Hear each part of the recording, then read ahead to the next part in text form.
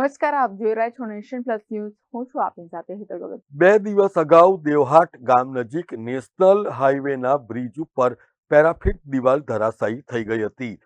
ગુજરાત મધ્યપ્રદેશને જોડતા national highway number 56 ઉપર છોટાઉદેપુર જિલ્લાના દેવહાટ ગામે આવેલી બ્રિજની પેરાફિટ અકસ્માતને કારણે ધરાશાયી થઈ ગઈ હતી. છેલ્લા 2 દિવસથી અત્યંત જોખમી રીતે વાહનો અહીંથી પસાર થઈ રહ્યા છે, જેમાં પ્રશાસનની ગંભીર બેદરકારી પણ સામે આવી છે. અહીં સમારકામ તો દૂર, પરંતુ ચેતવણી સૂચક કોઈ બોર્ડ સુદ્ધા લગાવવામાં આવ્યા નથી. છોટાઉદેપુરના દેવહાટ ગામ તરફ જતો રસ્તો નેશનલ હાઈવે નંબર 56 ના આગળ આ જે બ્રિજ આવેલું છે, એ બ્રિજ 3-4 દિવસથી અકસ્માતના કારણે તૂટી ગયેલ છે બ્રિજની દિવાલ.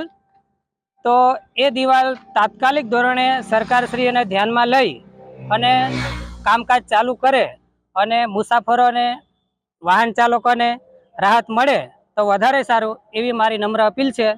અને આ જગ્યા પર ખરેખર તો અમે એક જાણીએ ત્યાં સુધી તો બોર્ડ મારવા જોઈએ, પણ એ બી કોઈ તંત્રએ ધ્યાનમાં નથી લીધું, તો કે કોઈ જોવા નહીં આવ્યું.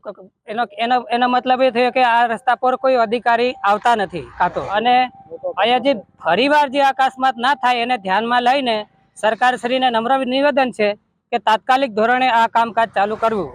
અહીંયા આપણે બોર્ડર વિલેજો બધા આવેલા છે, જે ગુજરાતથી મધ્યપ્રદેશ, તો મધ્યપ્રદેશના મોસ્ટ ઓફ વાહનો અહીંયા હજારોની સંખ્યામાં જાય છે. તો સરકારશ્રીને ધ્યાન લેવા જરૂરી છે કે તાત્કાલિક ધોરણે આનું કામ ચાલુ કરે. અતિ વ્યસ્ત હાઈવે ઉપર મોટી દુર્ઘટના સર્જાવાની શક્યતા છે, ત્યારે વાહન ચાલકો દ્વારા પણ તંત્ર આ દિશામાં વહેલી તકે કાર્યવાહી કરે એવી માંગ કરી રહ્યા છે. આપણે દેવહાટ ગામે જે બ્રિજ આવેલો છે, અને એ બ્રિજ ઉપર પહેલું 3-4 દિવસથી એક્સિડન્ટ થયેલું છે કંઈ પણ, અને આ દિવાલ તૂટી ગયેલ છે. એ દિવાલ તૂટી ગઈ પણ તંત્ર કોઈ હજુ આ બનાવવા નહીં આવ્યું, અને હવે ફરી અકસ્માત થાય કે કોઈ કૂદી પડે એનો જવાબદાર કોણ? અને કશું બોર્ડ પણ મૂકેલા નથી. આ આપણે એમપીથી જોડતો, આપણે છોટાઉદેપુર ગુજરાતને જોડતો બ્રિજ છે. હવે તો લાખો વાહનો પસાર થાય છે. મોટી દુર્ઘટના સર્જાય તો એનો જવાબદાર કોણ? તો આપણે હવે આને વહેલી તકે બનાવી દો અને આ દિવાલ બનાવી દો તો સારું છે.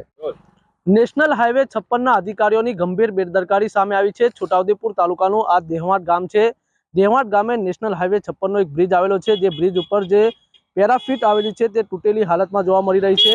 2 દિવસ પહેલા અહીંયા એક અકસ્માત થયો હતો. અકસ્માતને લઈને જે પેરાફિટ છે તે તૂટી ગયું હતું, અને અહીંયાથી હજારોની સંખ્યામાં વાહનો રોજ પસાર થાય છે. ત્યારે જે મોટી દુર્ઘટના સર્જાય તે પહેલાં તંત્ર આ બાબતે ધ્યાને લે તે જરૂરી બન્યું છે. પરંતુ 2 દિવસ થવા છતાં હજુ પણ નેશનલ હાઈવેના જે અધિકારીઓ છે તે અહીંયા આવ્યા નથી, અને અહીંયા કોઈ પણ જાતનું બોર્ડ નથી મારવામાં આવ્યું.